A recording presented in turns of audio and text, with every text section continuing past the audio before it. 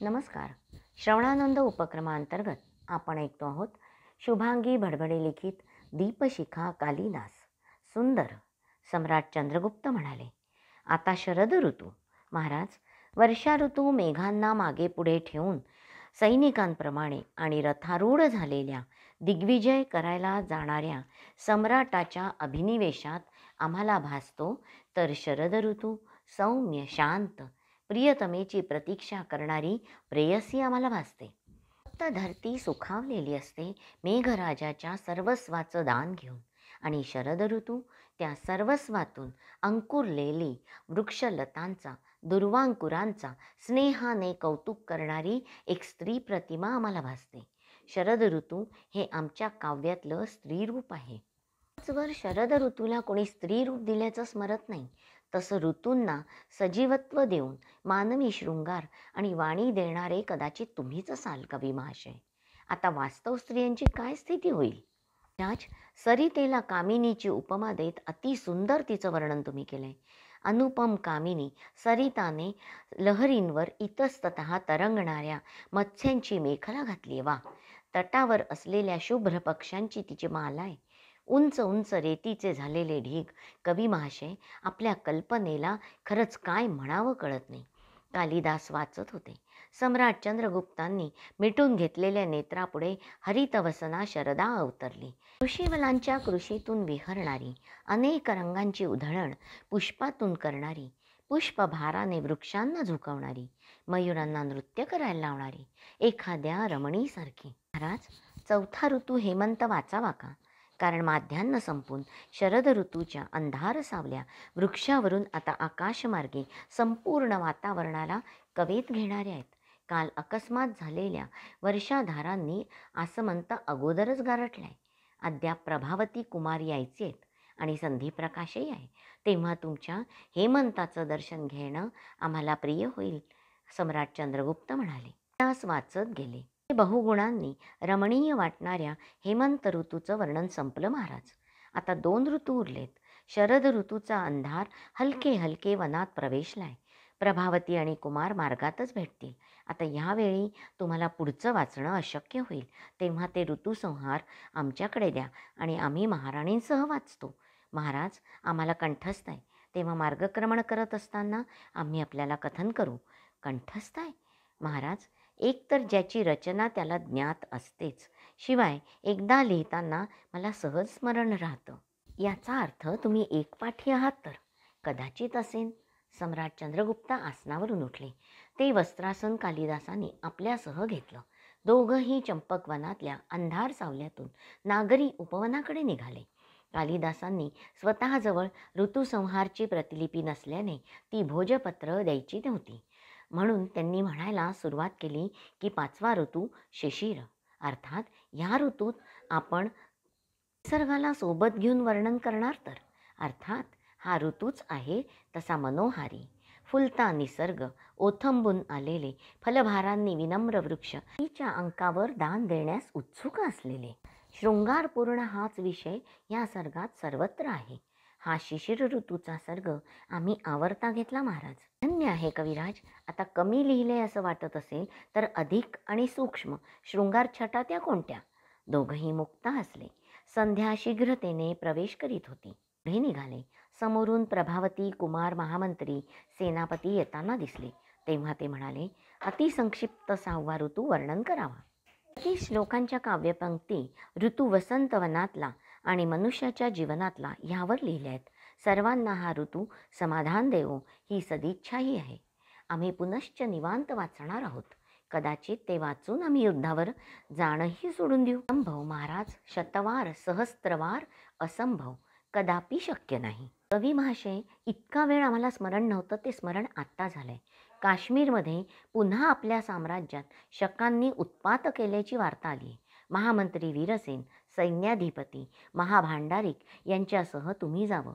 महाभांडारिक तिथला अर्थकोश, सैन्याधिकारी तिथली सीमा सुरक्षा याबद्दल माहिती घेतील. तुम्ही आणि वीरसेन मिळून परिस्थितीचं अवलोकन करून व्यवस्थापन करा. बरोबर गुप्तचर आणि सेना यांनाही पाठवतोय. महाराज, आम्हाला विश्वास ठेवून अशी संधी दिलीत. कालिदास वस्तुतः तुम्ही आम्हाला पुत्रवत आहात, परंतु बहुवचनाने आम्हीच तुम्हाला संबोधलं नाही तर लोकही ती प्रतिष्ठा देणार नाही. एरवी आम्हाला खूपदा वाटतं प्रभावतीचे ज्येष्ठ बंधू म्हणूनच. परंतु महाराज, आज आपण आपली व्यक्तिगत संवेदना व्यक्त करून आम्ही कधीही न पाहिलेल्या पित्याचं स्मरण दिलंत. पित्याच्या साहचर्याला आनंद दिला. कालिदासाचे नेत्र भरून आले. सम्राट चंद्रगुप्तांनी त्यांच्या स्कंधावर हात ठेवला. कालिदासांना अनावर झालं. त्यांनी त्या मार्गावरच सम्राट चंद्रगुप्तांचे चरण धरले. दोन्ही स्कंधांना धरून त्यांना उठवत सम्राट चंद्रगुप्त म्हणाले, आम्हाला ज्ञात होतं तुम्हाला हिमालयाचं आकर्षण आहे आणि म्हणूनच तुम्हालाही आम्ही पाठवत आहोत. शिवाय व्यवस्थापन पद्धतीही आत्मसात करता येईल तुम्हाला, हाही उद्देश होता. कालिदास मौन होते. न बोलता मन जिंकणारे सम्राट चंद्रगुप्त त्यांच्यासाठी एक अगम्य होतं. महाराज, एक विनंती आहे. आपण आपला कुलवृत्तांत आम्हाला सांगाल? अधेमध्ये आम्ही तो ऐकलाही आहे, परंतु प्रत्यक्ष आपल्या मुखातून आम्हाला ऐकता येईल. अवश्य. उद्या प्रातःकाळी आम्ही मालती कुंजात येतो. तुम्ही तिथे यावं. प्रभावती आणि कुमार आता समीप आले होते. त्यांना पाहताच सम्राट चंद्रगुप्तांच्या मुखावर स्नेहभाव प्रगटले. कालिदास त्यांच्या वत्सल भावाकडे अनिमिष नेत्रांनी पाहत होते. यावं आर्य, आज सरत्या माध्यान्नीला? मधुवंतीने कालिदासांना विचारलं. कालिदास काहीच म्हणाले नाही. मंचकावर जाऊन बसले. त्यांचं प्रसन्न मुखमंडल आज निस्तेज चंद्राप्रमाणे भासत होतं. कधीही अंतरीची व्यथा त्यांनी प्रगट केली नव्हती. तसाही तिचा अधिक सहवास कुठे होता? कोणत्या अधिकाराने ती म्हणणार होती? ते तिचे पती नव्हते. पूर्वी आलेल्या तिच्या सहवासात रात्र घालवावी म्हणून येणारे भोगलालसी नव्हते. ते विद्वान, रसज्ञ, गुणग्राहक, सुंदरतम, सुदृढ कालिदास होते. राजकवी होण्याचा सन्मान त्यांना प्राप्त झाला होता. ते विवाहित नाही हे स्पष्ट होतं, पण का केला नाही, का करायचा नाही, हे सारं तिच्या दृष्टीने अनाकलनीय होतं. आर्य, भोजन झालंच असेल? नाही, आता पुनश्च दुसरं सत्र नाही म्हणून आलो. परंतु भोजन का नाही केलं? स्वास्थ्य. ती बोलायचं थांबली. तिने त्यांचा हात धरला. उठा, असं अवेळी भोजन करणं योग्य नव्हे. फलाहार करावा, परंतु असा विलंब का केलात? कुठे कार्यानिमित्त गेला होतात का? किती प्रश्न मधुवंती. ते प्रसन्न हसले. अगदी समयानुसार भोजन करायला कधी नाही होत. आज तर सभेत 3 युवती आल्या होत्या. त्यांनी ती कथा सांगितली तेव्हा ती प्रसन्न हसत म्हणाली, प्रत्येक स्त्रीला तिच्या मनातलं करता यायला हवं. तू काय करशील सखे मधुवंती, तुला अनुमती दिली तर? ती विचारात पडली. नेमकं खरंच ती काय करणार होती? तिलाही विचार करून पतीचे, परिवाराचे सारे स्नेहबंध जुळवून घ्यायचे होते. तिलाही तर कन्यापुत्र हवे होते, परंतु झाली भोगदासी. तिची इच्छा नसतानाही झाली. उज्जैनीत असलेल्या गणिकालयात एक दिवस तिला तिच्या मात्यापित्यांनी आणून सोडलं. तेव्हा ती अबोध होती. का सोडलं हे तिला विलंबानं कळलं. 8 कन्या झाल्यानं पुत्र व्हावा म्हणून व्रतवैकल्य करणाऱ्या निर्धन मातापित्यांना 9वं झालं, तेही कन्यारत्न. आणि तीच ही मधुवंती. तिचा मार्ग तिच्यासाठी तयार केला गेला होता. ती जर मंदिरात ठेवली असती तर देवदासी झाली असती. दास्यत्वातनं मुक्त होणं तिला जमलं नव्हतं, परंतु स्वतःची उन्नती करत प्रसन्न मनानं जे कार्य मिळालंय ते प्रामाणिकपणे करत राहावं एवढीच तिची इच्छा होती. अर्थार्जनासाठी गणिकालयात आणखी काय प्राप्त होणार होतं? प्रचंड परिश्रम घेऊन तिनं ज्ञान प्राप्त केलं आणि त्यामुळे काव्यालंकार, शास्त्रकार, पंडिता या उपाधीने सन्मानित झाली. समाजाचा तिच्याकडे पाहण्याचा दृष्टिकोन बदलला, तरी तिच्याशी विवाह करणारं कुणीही नव्हतं. जनासाठी गणिका होणं तिला क्रमप्राप्त होतं. त्यातून तिने स्वतःसाठी प्रासाद बांधला. त्याचं स्वरूप लहान असलं तरी तो होता प्रासादच. सारं वैभव प्राप्त झालं. अनेकांना तिची चित्र प्रिय होती.